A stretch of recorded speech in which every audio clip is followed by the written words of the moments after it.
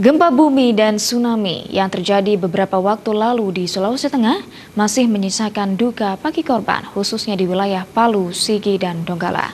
Namun beberapa fasilitas yang rusak kini sudah mulai diperbaiki dan kondisi mental masyarakat setempat berangsur pulih.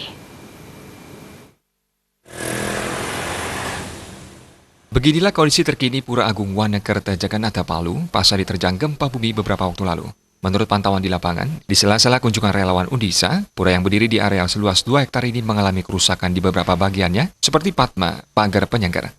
Sekretaris PADI Sultan Ketut Surayasa mengatakan, Pura Agung Wanakerta Jagannatha Palu yang dibangun tahun 1980-an tersebut mengalami kerusakan di beberapa bagiannya, sehingga perbaikan harus kembali dilakukan dengan anggaran yang tentunya tidak sedikit.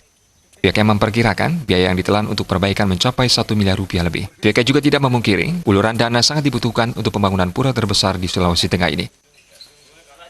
Di kondisi pura, ini kan pura sebetulnya untuk Padma dibangun tahun 84, seperti itu. Tapi areal pagar ini baru 2 tahun yang lalu kita plus-pas, karena sudah kita perbaiki, kita renovasi, tapi dengan adanya gempa ini, Padma kita sendiri seperti di belakang itu runtuh dan pagar-pagar juga di belakang juga runtuh sehingga membutuhkan renovasi kembali. Kita sudah hitung sih kalau total di pura semua sampai di Jabe di Nistemadia itu sekitar 1 miliaran kita butuh semuanya, mulai dari Padma kemudian juga di Madia Mandala sampai Niste Mandala, seperti itu. Tentu kami dari Parisade Hindu Dharma Provinsi Sulawesi Tengah mengucapkan terima kasih yang sebesar-besarnya atas bantuan dari Undiksa Singaraja.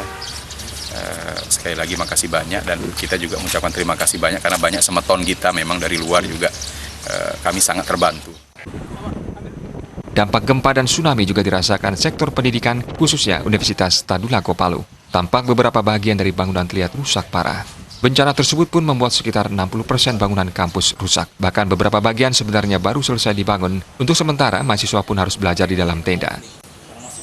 Bangunan kami ini banyak yang rusak, kemudian kami dapat bantuan. Terima kasih kepada semua donatur memberikan bantuan berupa tenda. Jadi kelas-kelas yang tidak terisi kami buka dengan kelas tenda. Dan sejak tanggal 5 dari kebijakan Pak Rektor Universitas Tadulako dimulai perkuliahan secara tatap muka di Tadulako, dan ini sudah berjalan. Sebagian kuliahnya di tenda. Ya, berapa persen kerusakan bangunan, Pak? Dari laporan Pak Rektor kepada Menteri kemarin, sekitar kondisi fakultas itu rata-rata sekitar 60%. Sementara di kamp pengungsian, tampak senyum gembira mulai diperlihatkan anak-anak korban bencana. Kini beberapa fasilitas sudah mulai diperbaiki. Bahkan perekonomian masyarakat setempat sudah berangsur pulih. Komang Yuda, Bali TV.